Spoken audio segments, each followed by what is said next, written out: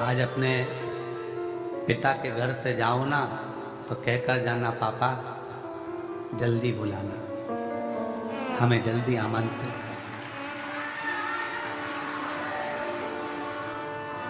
पिताजी, हम इंतजार करेंगे कि हमारा बाबुल, हमारा पिता हमको जल्दी बुलाए, इंतजार रहेगा। एक मायके का जैसा इंतजार होता है कि पापा के घर से कोई फोन आए, मेरे पिता के घर से कोई कॉल आए, कोई सूचना आए, बस मेरे कुबेर भंडारी, तेरी बेटी, तेरा बेटा आज जाएगा, पर कृपा करना कि तेरे फोन का इंतजार करूंगी, तो करुणा कर दे। इंतजार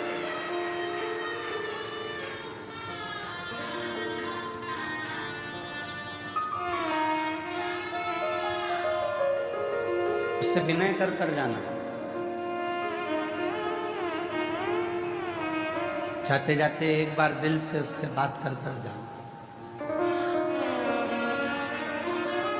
अपने हृदय का भाव उसको कह कर जाना।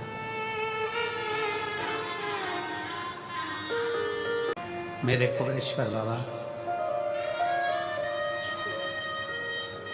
बहुत दूर से आई हूँ, बहुत दूर से।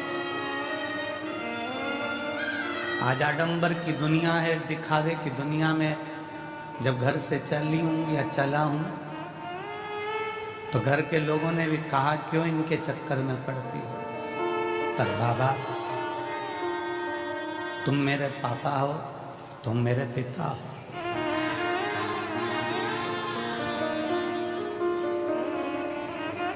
मैं इंतजार करूंगी, मुझे बुलाना जरूर, बहुत जल्दी बुलाना।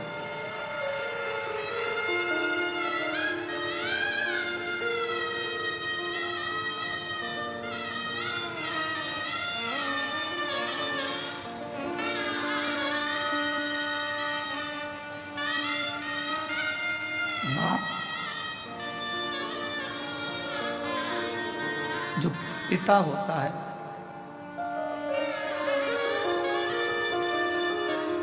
बेटी को ठोकर खाते नहीं दे।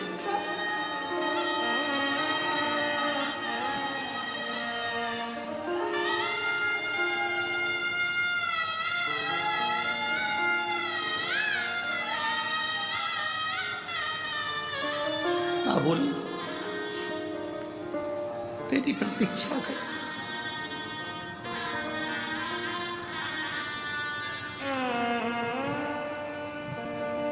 खाली जाऊंगी तो ससुराल वाले ताना देंगे, यहां से वापिस चली गई खाली, दुनिया के लोग कहेंगे इतनी छाती ठोक कर सी हो गई थी, अपने बाप के घर दिया ना दिया।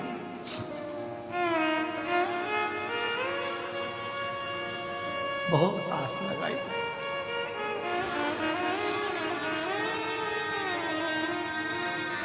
उससे कह रहे हैं,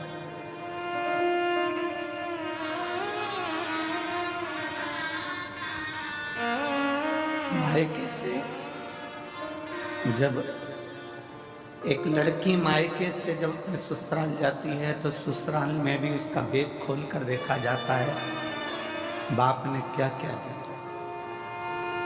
मैं भी सीहोर से जाऊं, इस कुबेरेश्वर बाबा की भूमि से, तब मैं अपना दिल खोलकर दिखाऊं कि मेरे कुबेर भंडारी ने क्या क्या दिया है।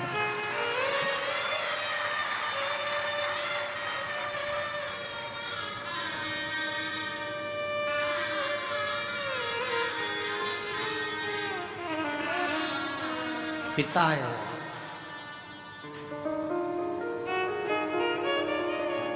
बहुत बड़ी आस विश्वास शिव से लगाओ।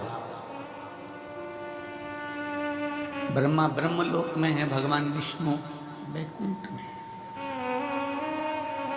पर मेरा शिव पृथ्वी पर है, मृत्यु लोक में है। नमस्कार भक्तों, तो ये थी 2025 रुद्राक्ष महोत्सव सीहोर मध्य प्रदेश के अंतिम दिन की कुछ झलकियां। दोस्तों, इस 2.5 घंटे के सत्संग में पंडित जी ने बहुत ही ज्यादा अच्छी अच्छी बातें अपने अंतिम दिन के सत्संग में कही थी, जो आज मैं अपने इस वीडियो में संक्षेप में सारांश में आप लोगों के लिए लेकर आई हूँ, ताकि आप लोग उनकी कही गई बातों को आसानी से और जल्दी समझ सकें। साथ ही रुद्राक्ष महोत्सव में मिलने वाला जो रुद्राक्ष है उसका वितरण कितने तारीख से होगा, इस बात की भी चर्चा इस वीडियो के बीच में पंडित प्रदीप मिश्रा के द्वारा कही गई है।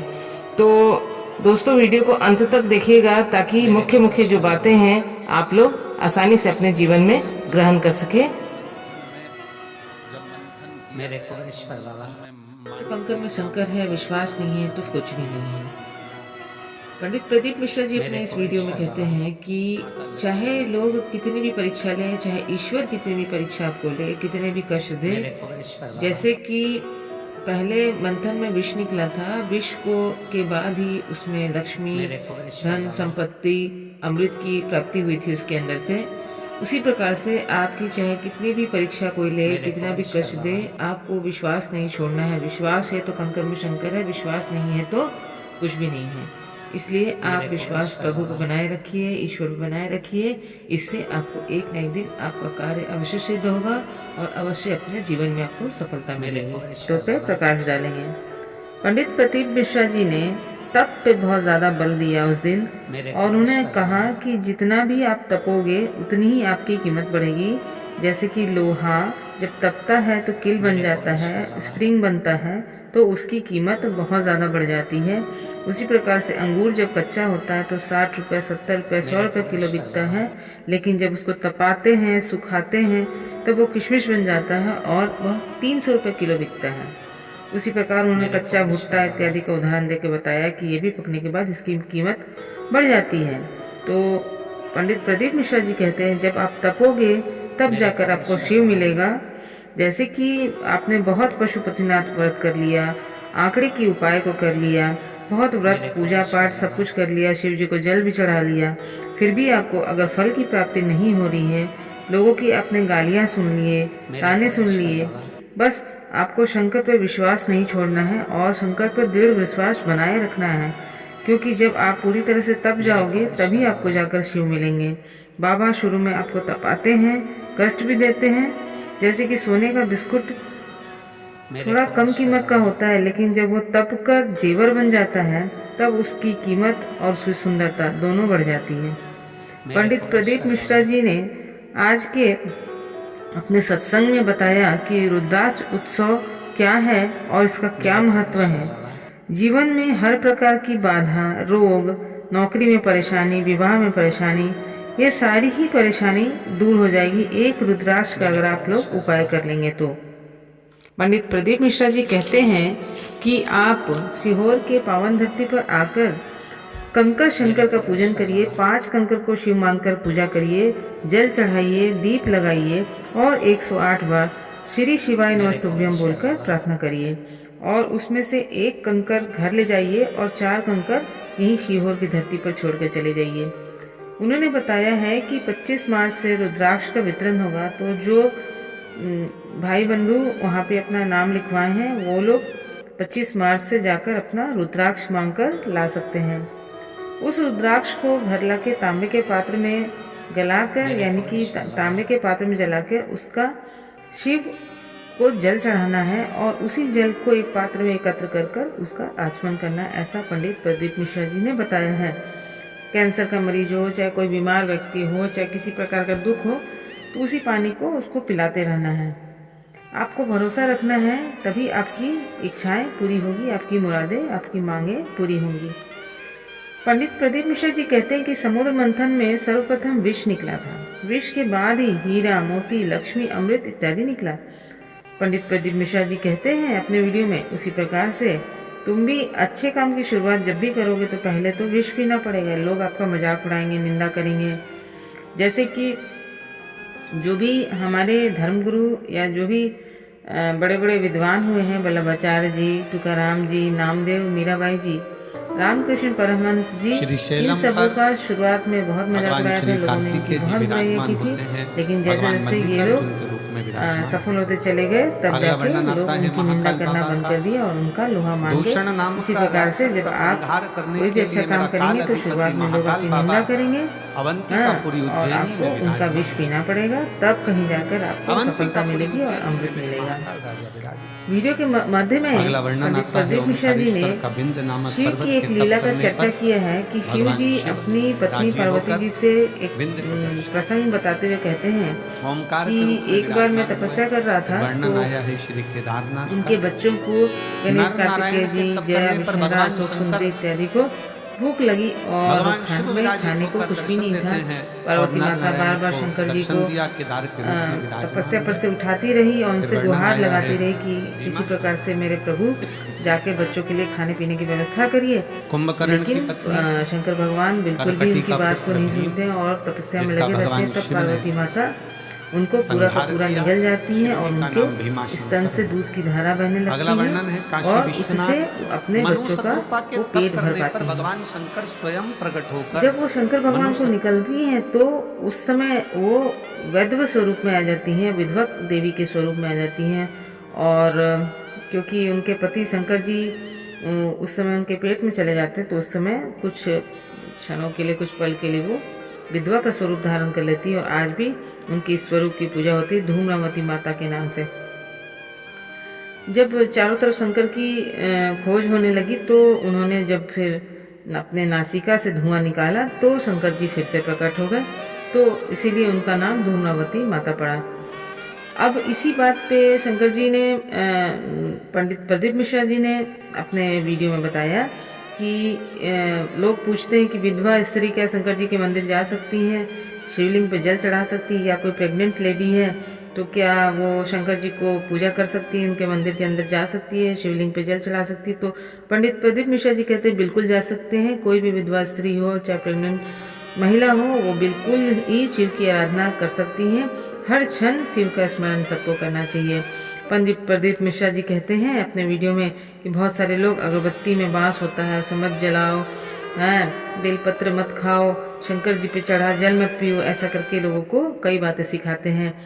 तो उन्होंने कहा अपने आखिरी दिन के सत्संग में कि इन सब बातों का ध्यान हमको नहीं देना है, हमें बिल्कुल भी अगरबत्ती जलाते रहना है और बेलपत्र और शंकर जी का जल भी पीना है, बेलपत्र भी आपको खाना है। क्योंकि इन सब जो दूसरे लोग होते हैं वो दूसरे धर्म के लोग हैं, उन्होंने कहा कि अगर उनकी बातों पे ध्यान दोगे तो वो अगरबत्ती छोड़ के मैं मोमबत्ती जलाना सिखा देंगे। और रुद्राक्ष महोत्सव में उन्होंने बताया कि किस प्रकार से सतयुग गाय जो होती है, पहले सतयुग में अपने आप उनकी धारा बहती थी, त्रेता युग में उनके 3 थन दूध देते थे और 3 बछड़े, साधु, सन्यासी इत्यादि उनके 3 थन का दूध पीते थे। द्वापर युग में 2 थन का दूध बछड़ा और साधु सन्यासी को मिल जाता था। कलयुग में 1 थन का दूध भी बछड़े को नहीं मिलता है। सारा का सारा जो ग्वाले होते हैं वो सारा का सारा दूध निचोड़ लेते हैं।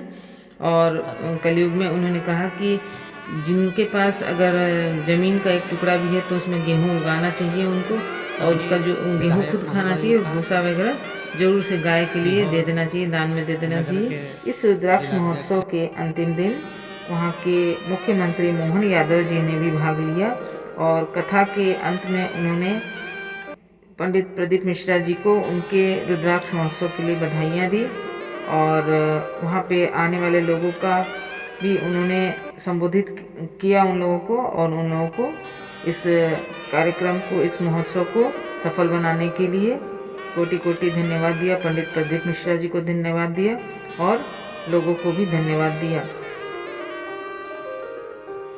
और इस प्रकार से अंतिम दिन की कथा का समापन हो गया।